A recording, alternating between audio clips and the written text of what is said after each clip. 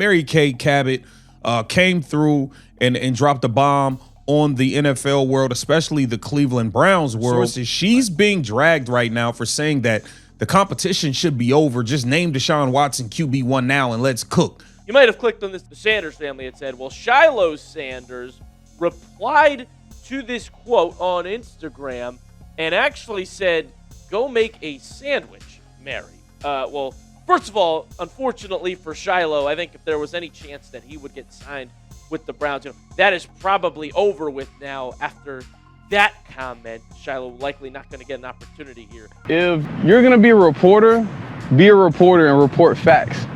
Whenever you have your opinion, and your opinion is always something hateful to Shedeur, then it makes it seem like it's something weird, like it's an agenda that you have going on. Sanders family has officially called out Mary Kay Cabot, and what started as a routine quarterback report has now turned into one of the most uncomfortable storylines around the Cleveland Browns. Because the moment that claim dropped, saying Deshaun Watson had the inside track over Shedeur Sanders, everything flipped. Fans got loud, the locker room conversation got tense, and then the Sanders camp stepped in publicly. And now, this is bigger than just football. Here's the part nobody's talking about. This wasn't just a casual report. It wasn't Watson looks good in practice or he's improving. No, this was a push, a narrative, saying he should be named QB1 right now, that there's no time to waste, that the Browns should just move forward with him. And that's exactly what triggered the reaction. Because the second you say that, you're not describing a competition anymore. You're ending it before it even begins. Now, we all know Mary Kay Cabot came through and dropped a bomb on the NFL world, especially the Cleveland Browns world. And she's getting eviscerated online. You know, you got people calling into question her sources. We all know she is very much so a part of the anybody but Shedeur mafia. And I think more so than questioning her sources, she's being dragged right now for saying that the competition should be over. Just name Deshaun Watson QB1 now and let's cook. So let's break down exactly what happened. Mary Kay puts out the report, Watson has the edge, Watson has the inside track, Watson should be named the starter ASAP. And before the dust even settles, Shedeur Sanders jumps in on social media and fires back with a blunt message that goes viral instantly. Now, whether you agree with how he said it or not, the message was clear. The Sanders camp is not buying what's being pushed here.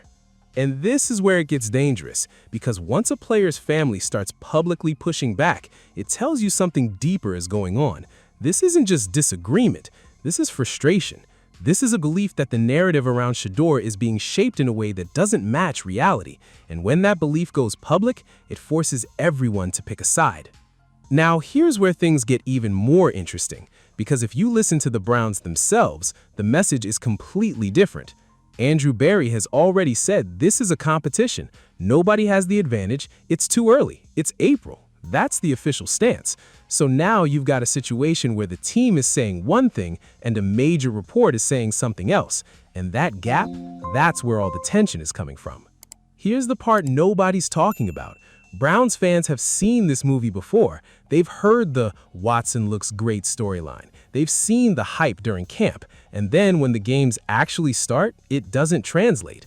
That's why this time people aren't just accepting it, they're questioning it hard. To advocate for Deshaun Watson after everything we saw, everything we endured, not to mention the off-the-field stuff, but the on-the-field, when you compare Watson's last 7 games to those 7 games we saw Shedeur start. Shedeur, better record.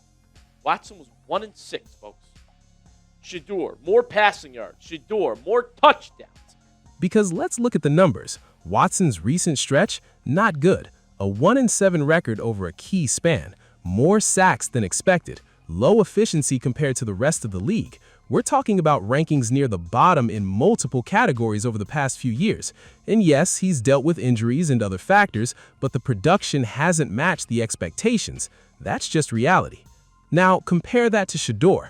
When he's been on the field, you've seen flashes. More passing yards in certain stretches, more touchdowns, better overall offensive flow at times.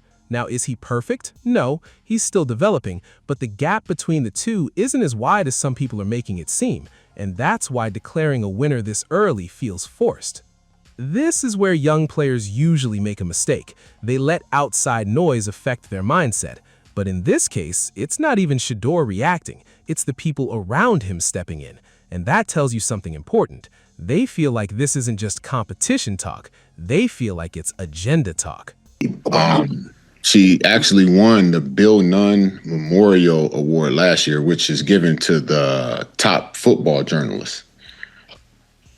So she has knowledge in what it is that she's talking about and what it is that, is going on, whether she's female or not. Yes. And let's not ignore the history here. This isn't the first time the Sanders family has pushed back on reports involving Shedeur.